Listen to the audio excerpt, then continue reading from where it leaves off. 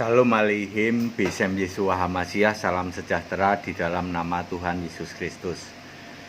Bersama saya Pendeta Henry Tandianta BPS. Kali ini kita akan membahas sebuah tema dari beberapa orang, salah satunya dari Pak Yohanes ya. Pak Yohanes itu bilang begini, Pak Pendeta buat tema dong, Alkitab tidak pernah salah ya loh. Terus yang bikin salah itu ya para gereja-gereja itu, ritual gereja itu ya. Benar Pak, tetapi kita akan membuat judul yang mudah dipahami. Siapa penyusun Alkitab? Nah, gampang kan? Siapa sih yang nyusun Alkitab? Ya. Kalau Anda searching di internet ya toh, siapa yang nyusun Alkitab? Bagaimana cara penulisan Alkitab versi lembaga Alkitab? Ya, silahkan ya. Silahkan ya. Ini kan kita bicara zaman lampau ya. Kalau Lembaga Alkitab Indonesia baru terbentuk 1945. Ya. 1945. Alkitab ditulis ya, kalau Yesus kan 33 sudah naik ke surga. Ya, mundur abad pertama. Abad pertama itu sudah mulai ngumpul-ngumpul ya. Lalu orang coba menafsir-nafsir, mengumpulkan manuskrip. Oke lah, saya lebih senang begini. Pasti rahasia penulisan Alkitab ada di Alkitab. Alkitab pasti jelasin. Ya, saya mendingan begitu. Ya, pasti ada ini. Lalu minta hikmat dong sama Tuhan. Kita minta hikmat Tuhan, minta hikmat bagaimana cara menjelaskan. Saya sih sudah tahu karena Allah itu memelihara firman-Nya, pasti. Ya. Tapi bagaimana menjelaskan dengan bahasa manusia supaya manusia tuh ngerti. Oh, cara nulis Alkitab itu seperti ini menurut Alkitab, menurut apa yang disingkapkan di Alkitab.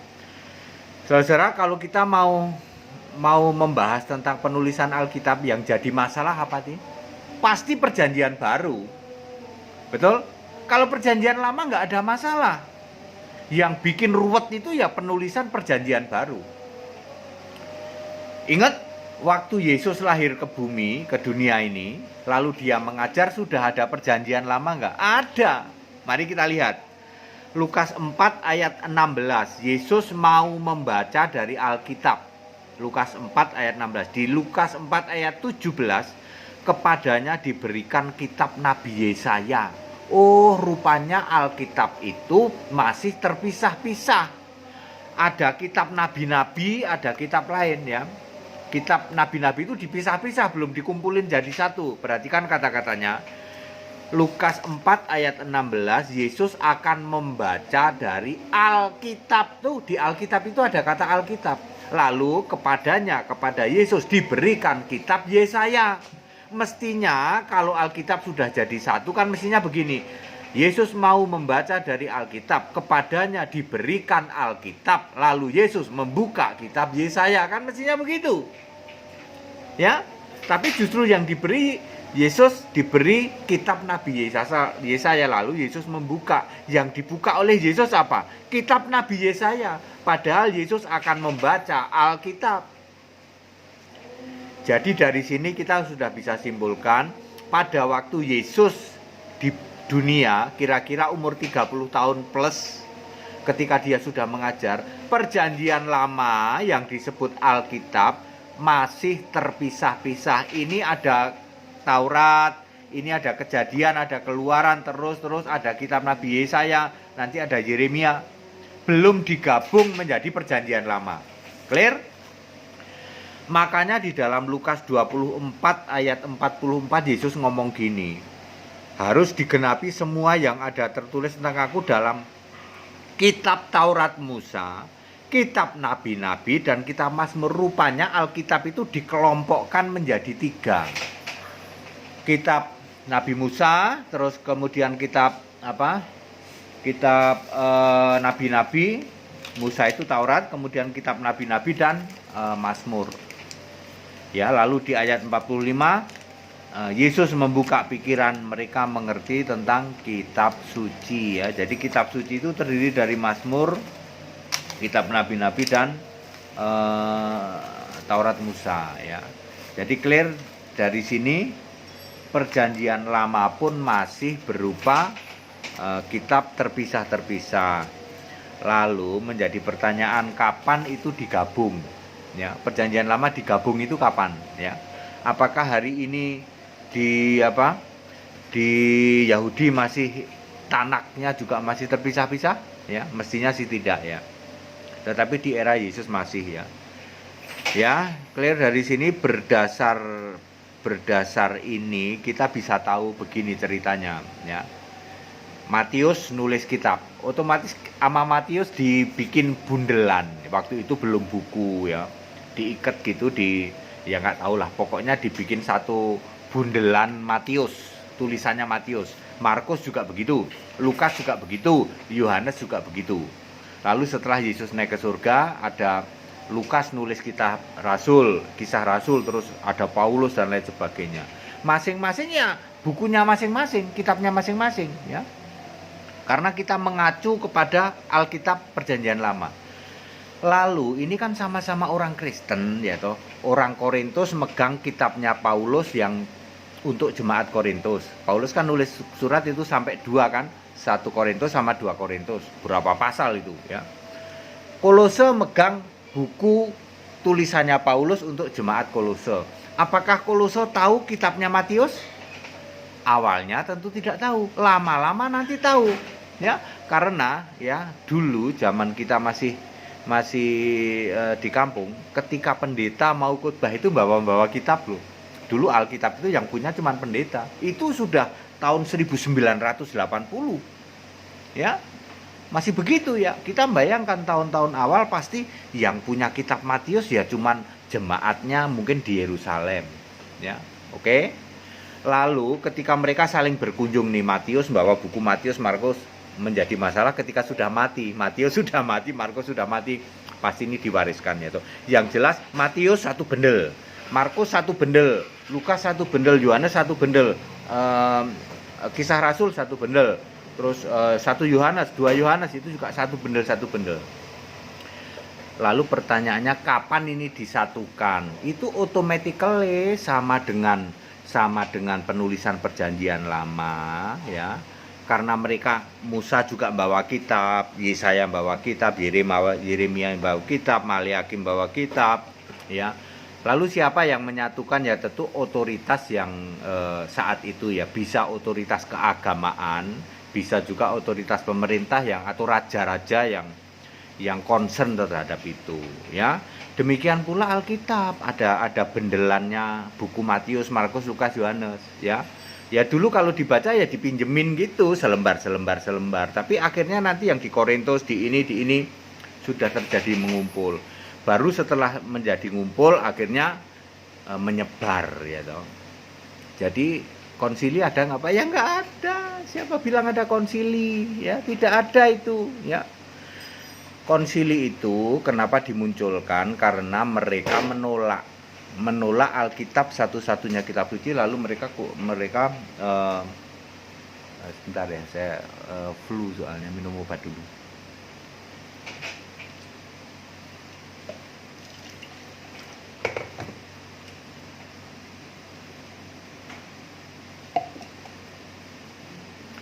Minum obat flu.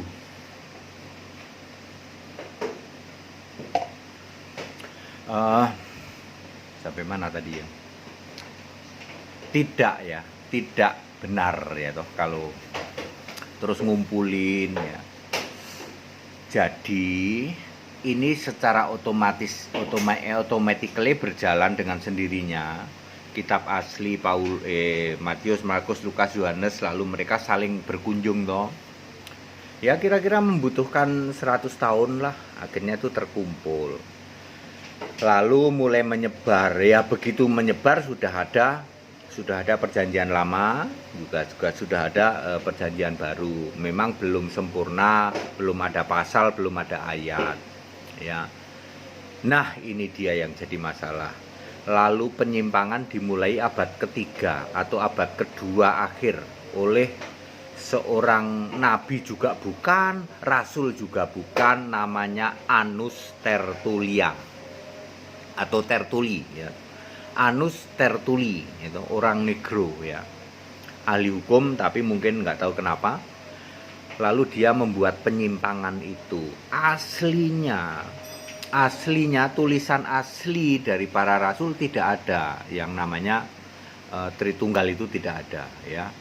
Setelah Yesus naik ke surga, semua rasul yang nulis seperti yang sekarang di Alkitab ini, gitu ya. Ya, Anda mau lacak dari tulisan papirus ya silahkan ya. Tetapi ayat Alkitab memberi petunjuk bahwa zaman dulu Alkitab itu ya miliknya Matius, ya dipegang Matius, satu bendel buku. Yang Markus juga Markus. Perkara nanti setelah Matius mati terus menyebar ini pretelan-pretelan, lembaran-lembaran pada hilang misalnya ya toh. Ya karena dipinjem ya toh, pinjem dulu kan belum ada fotokopi, pinjem nggak dibalikin ya toh. Terus suratnya Matius yang harusnya ada 100 halaman, yang 8 halaman pindah ke sana gitu ya. Kagak dibalik-balikin, tapi suatu saat nanti akan terkumpul ya. Siapa yang ngumpulin? Ya jemaat Kristen itu, ya toh. Jemaat Kristen mula-mula ya yang ngumpulin. Makanya ada istilah di dalam Alkitab jemaat mula-mula toh. Itu di situ, ya. Di situ ya yang istilah jemaat mula-mula itu mula-mula di sini, mula-mula di sana, mula-mula di situ, ya. Lalu dimulai dengan yang namanya Annus Tertulli itu. Ya, dari situlah penyimpangan yang disebut dengan Tritunggal ya. Ya. Dari situ ya. Lalu mereka ngetok palu, kita kanonisasi. Ternyata di sini banyak ya. Kalau Anda mengakui cuman kitab itu, kalau Perjanjian Lama nggak ada masalah. Perjanjian Baru yang jadi masalah. Perjanjian Baru itu 27 atau berapa? Ya, ada yang lebih dari 27, ada yang 27 ya. Lalu mereka ketok palu. Ada yang menyetujui 39 tambah 27. Ini otentik asli. Lalu mereka masukin tuh Henoch, terus kitab Esther Vulgata, kemudian Daniel tambahan, apalagi Makabe 1, Makabe 2, kemudian lain-lain ya. Esther Vulgata ya. Terus ada yang menambahin dengan Bartolomeus, dengan kitab Yudas Iskariot ya. Kitab Henoch ya. Perjanjian Lama saja diobok-obok, ditambah-tambahin, padahal ribuan tahun sebelum Yesus datang ke bumi, Perjanjian Lama kagak ada masalah apa-apa. Makanya Perjanjian Lamanya kitabnya Yahudi ya toh, orang Israel dengan tanaknya Israel, dengan Perjanjian Lama Indonesia Kristen nggak ada bedanya ya. Yang beda ya Perjanjian Baru. Israel nggak mengakui Perjanjian Baru, iya dong. Dia nggak mengakui Perjanjian Baru, ya. Kanonisasi itu tidak pernah ada. Jadi tidak pernah ada, ya. Bapak-bapak gereja terus sini kumpulin, ya toh. Ini masuk Alkitab, ini enggak kayak gitu, ya. Di abad kedua akhir menjelang abad ketiga sudah ada, sudah terkumpul, ya, sudah terkumpul. Alkitab itu sudah terkumpul. Menjadi masalah setelah munculnya Annus Tertulli itu. Ya, di situ dia mereka-reka.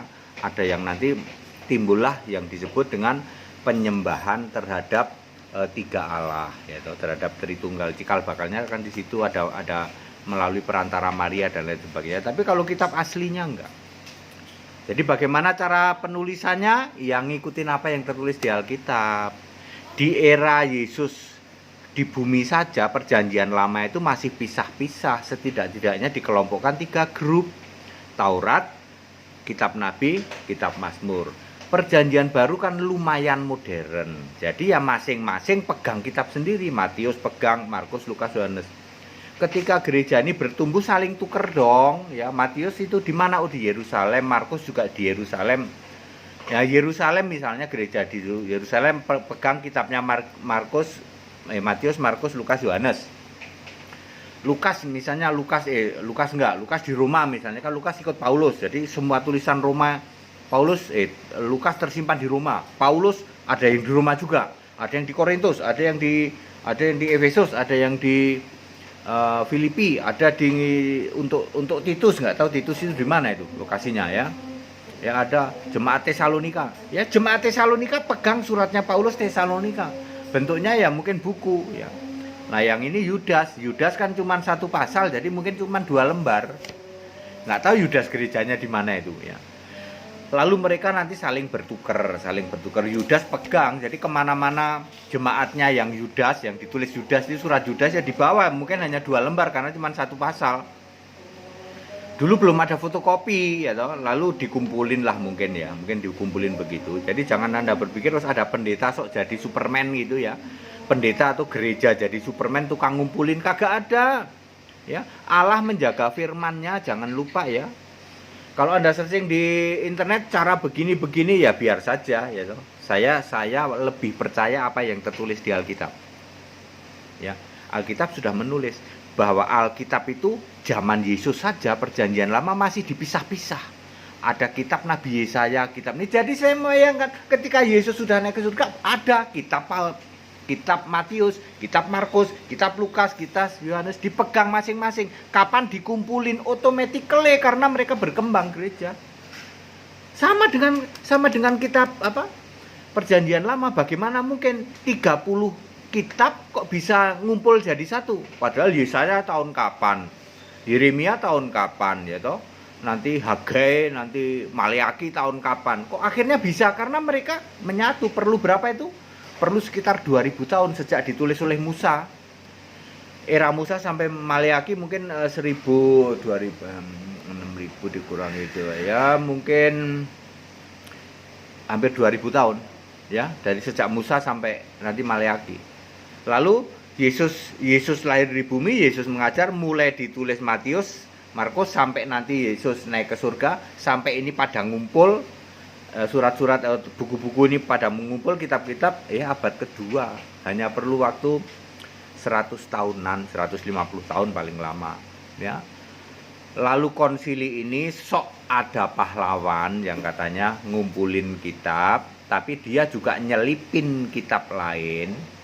Akhirnya dia memakai kitab lain itu yang disebut dengan Deuterokanonika, yang disebut kitab Annus Tertulli, lalu nanti ada Calvinis dan sebagainya. Nah, sekarang saya mau tanya, Anda yang pro konsili, Allahmu berapa? 3 pasti. Ayo. Apapun Anda, teori Anda, konsili dan semua yang mendukung konsili pasti Allahnya Tritunggal. Tetapi yang pakai petunjuk Alkitab, Allahnya Esa. Ayo. Sebab saya tidak percaya ya toh, ada orang namanya Annus Tertulli ngobok Alkitab, sok jadi pahlawan, sok jadi superhero, katanya ngumpulin Alkitab bapak-bapak gereja. Faktanya yang Anda kumpulin bukan kitab suci yang ini. Buktinya Allahmu 3 pakai teori segitiga, ada Bapa, Anak, Roh Kudus. Emangnya Rasul ada yang gitu? Nggak ada. Kalau Anda mengikuti apa yang terjadi di masyarakat, maka masyarakat dengan orang-orang Kristen ngumpul dengan sendirinya, jadilah Alkitab yang sekarang ditulis Lembaga Alkitab Indonesia itu. Tetapi kalau Anda pakai ilmu Anda, maka Anda ini juga ada kitab lain yang ditulis oleh yang lain, tapi isinya beda, nyimpang, nggak cocok sama ini. Allah menjaga firman-Nya, jangan lupa, firman-Mu adalah kebenaran. Allah menjaga firman-Nya, jadi jangan takut ya toh. Ya sekarang berseliweran kitab itu, nggak percaya saya mah. Saya lebih baik ikuti yang tertulis. Alkitab sudah ada petunjuknya. Ya, clear ya? Jadi pada singkat dan clear itu cara penulisan Alkitab ya. LAI membawa begini pakai papirus ya silahkan ya. Silahkan seperti itu ya. Tetapi Alkitab memberi petunjuk ya. Saya lebih percaya apa kata Alkitab. Ya. Segala hormat kemuliaan untuk Yesus Allah yang benar. Tetap bersama saya Pendeta Hendy Tandia BPS. Haleluya.